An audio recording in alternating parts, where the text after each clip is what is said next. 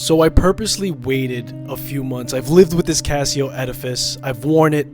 I've done all the tests. I've really gotten to enjoy the watch fully before I wanted to give you guys my thoughts on it. And that was very intentional. I knew that with a watch like this, where we're living through history, so many people were going to want to express their opinions. I knew there was going to be a bunch of reviews, but what I wanted to make different from this video was getting an opinion of somebody who is waiting and living with the watch before really giving you their thoughts, instead of just giving first impressions. Now, the first thing that you probably noticed, the way that I roped you into this video probably, is that you saw that I have a strap on the Casio Edifice, and we're going to talk about that first. So it's not an actual strap from Casio. It's one that I found that worked, that was intended for the PRX. Now, before you stand up and run into your watch box and you try to grab some straps that you've purchased for the Tissot PRX, know this. This is the only replacement strap that actually works on this Casio Edifice, and it's not exactly perfect, but it is very close, and at least it gives me another option. Reason why I changed it out to the strap is because when I'm wearing this watch on strap, it is closer to the wrist itself. You don't have that spacing that you have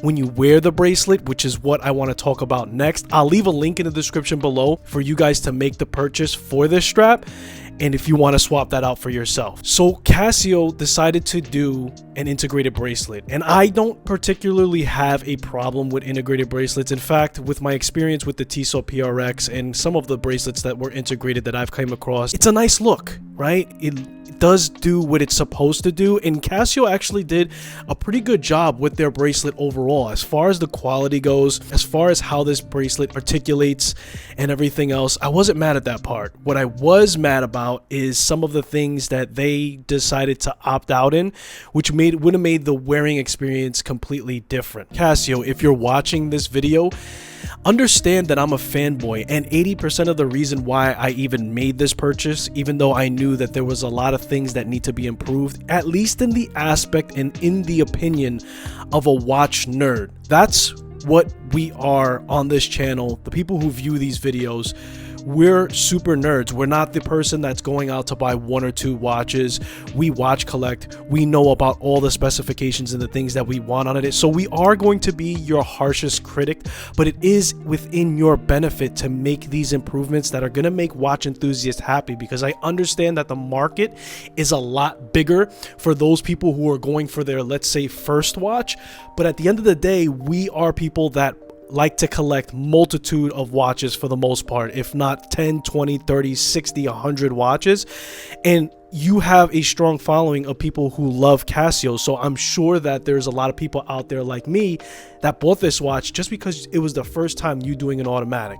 That being said, going back to the bracelet, I'm not so mad that it was integrated, right? Like, I get it that limits the amount of straps that you can swap out in your collection, but the biggest thing that for me, because the finishing was done well, it articulates very nicely. Even when it's lug to lug, when you have that integrated bracelet, yes, it increases that lug to lug, but it's still at a reasonable size, where I think it's like 48.5 for most wrists. People are going to be able to manage that.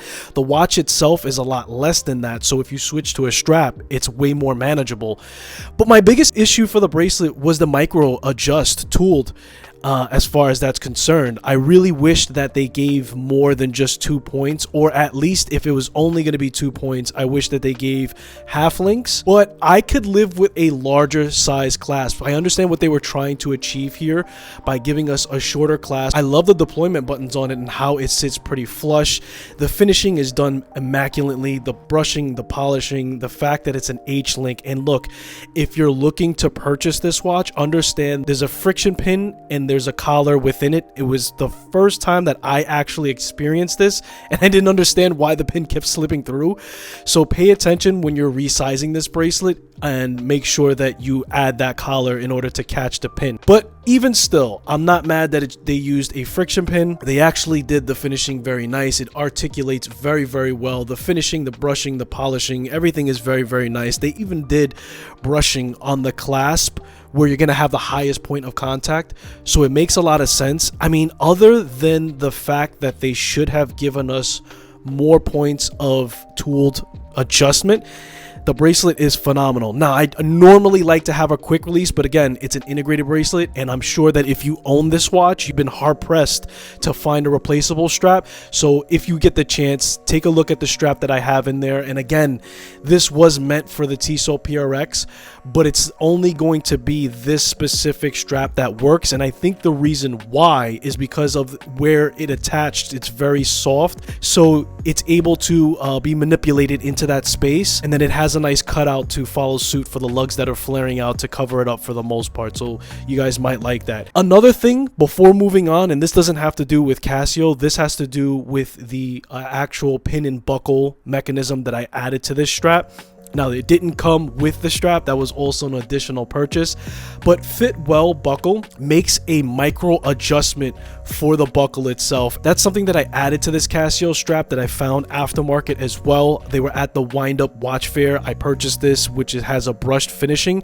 And you may say to yourself, well, why do you need a micro adjustment on a strap that already has so many holes to choose from? Well, if you've worn a bunch of straps, you realize that even between the holes that it has, sometimes it's not a perfect fit. So the micro adjustment not only can add to the perfect fit between the holes of a regular strap, but when you're also wearing the watch on the same hole for a long period of time, it starts to wear. So you can probably go plus or minus on that strap hole and then just use a fresh one, keeping the longevity of your strap altogether. Back to Casio. The case, however, is very, very nice, very angular, very nice finishing for the brushing and the polishing. I really have no issues whatsoever when it comes to the actual case design and how they did it. I actually think they did a very good job when it came to that. Where I ran into an issue, one of two things, right?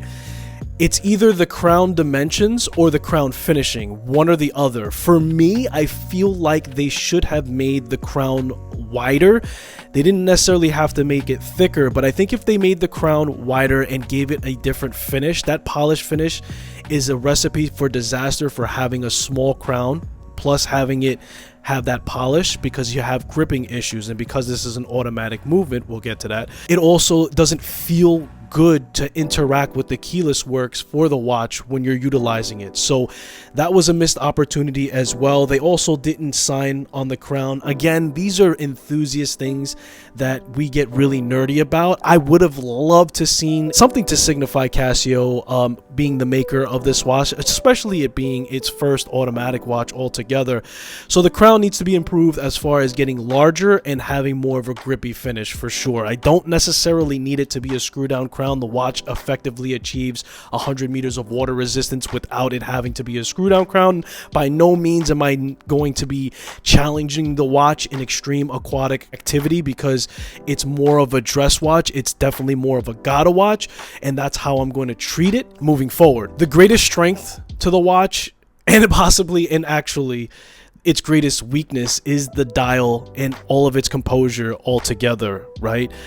Depending on how you look at this, if you're a person that loves lume, you're just not gonna get it here. But even before then, if we talk about the crystal, so we're getting a sapphire crystal, which was nice. I do not understand, and this is where I get a little annoyed, I don't understand why Casio didn't put any anti-reflecting. Now, that has been the biggest talk for people giving feedback on this watch altogether. That being said, I personally didn't have a tremendous amount of issues when it came to it. Yes, when you hit certain angles to that crystal, there's definitely a glare, and that's because there's just an absence of AR coating.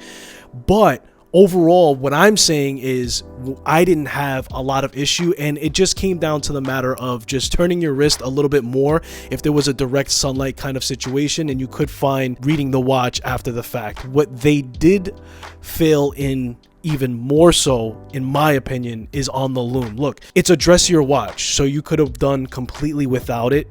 Being halfway in and halfway out, I don't really understand. You know, you have the skeletonized base to the hands, you added some lume at the tip. First of all, I think that more lume should have been applied to the hands itself. I'm okay with the skeletonized option to it, but they should have came down with the lume at least 50 to, I would say, 60% of the hands itself, leave the base skeletonized. But what you needed to do was add more layers of lume for sure. Either add more layers or just remove the lume altogether, because it doesn't really make sense just to do something, because then when you are in a nocturnal setting, you have no lume to the watch at all, and therefore it just defeats the point of doing it altogether. The dial for itself, very, very nice. They did a good job. Look, this faux carbon dial is... Look, I'm in the season of... I don't know what happened, but white dials have become my weakness, but a plain white just wasn't moving the needle for me. So to have this type of dial that's a little bit more interesting, just a plain white, and any of the colors that they did, I think they really knocked it out of the park. Whatever you're in season for to add to your collection in the colored dial, you're going to be happy with, I think, in whatever you put into the lineup for sure. And I think that they did a very, very good job. They applied the indices onto this O-ring that sits on the outside of the dial. What I really love and what they excelled in was using the rehaut for the minute ring, right? Like having that on the actual rehaut was super smart. It just widened the dial altogether and it just made it more freeing. So I thought that that was really nice. I love the applied indices and having them raised, giving depth to the watch altogether. That was well done. The placement of the date wheel aperture, this is what confuses me, because they got so much right, and where they fell short feels like it could have been a small adjustment and it would have made the watch way, way better. So you're going to see that reoccurring theme. Those indices are polished. They play with the light. It makes it very, very interesting. They were kind of subtle with the text. At the 12 o'clock, I would have reduced the amount of text that are there. I possibly would have just put Casio and then Edifice at the bottom.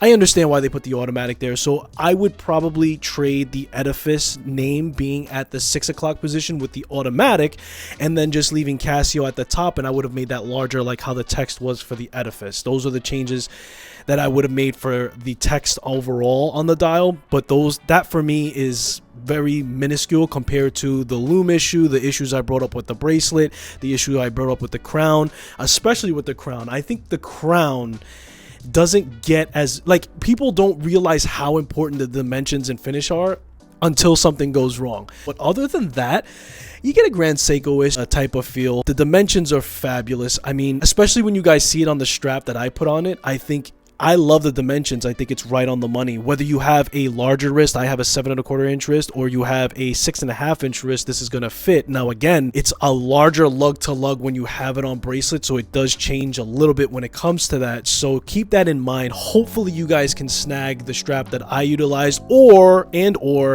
hopefully Casio releases more straps that are dedicated for it. I know with the actual carbon fiber dial, they had a strap to it, but I don't think they opened it up for the market just yet. They definitely should do that. But these are the things, and this is the feedback that I think is important, because I know that Casio's not going to stop here with this model. Everybody who is a provider for this model, specifically in any range of color, has sold out multiple times. So this was just the testing the water phase. Speaking about testing the market, they used an NH35, right? I don't for the life of me understand why they decided to call it something else, but at the end of the day, even on the actual movement itself, it says NH35. There's nothing to be ashamed about. It's a fantastic movement. It was a really smart move. I know there's a lot of talk about a brand this big going with their own movement, right? Creating their own movement, making their own in-house, but honestly, it doesn't make sense. Just because you can doesn't mean you should. Why would you take the risk of doing an in-house movement? Because if that movement fails, you go from hero to zero very quickly and people lose all their confidence in you altogether. You're better off testing the market, see if people are going to accept an automatic line altogether for what you provide, and then down the road you could tackle something like that. There has to be tons of testing, and there has to be a lot of things that go into an in-house movement before you just do something to do something. And like always, I don't know if I just always get super lucky, but any NH movement, any Seiko movement for that matter, has been way under the tolerances. I actually just threw this up on the time grapher before coming on here and pressing record, and it's single digits. It's like +3 or +6 seconds a day. I mean, that's been status quo. I've heard of other people having tolerances that were way worse than that, but for me, I've never had that issue. And the nice thing about it is that you can always go into the watch and have it regulated, or have a watchmaker do it if you don't feel comfortable in doing so, and that doesn't cost a tremendous amount, and it's not really hard for you to do it yourself as well. But again, I've always had an extreme great amount of luck when it came to the NH movements. I know that the movement is completely robust, so for me it does make a lot of sense for Casio to have used this movement. I'm happy with it. If I wanted to, I could mod the crap out of it as well, right? Like I could change out the hands, probably I don't know why you would change out the dial. The dial is fantastic, but the hands would make sense because of the loom issues that I mentioned before, but I'm not going to do that. One of the biggest reasons why I added this watch into my collection is because it was Casio doing it for the first time. And so I pretty much was 80% buying the watch no matter what.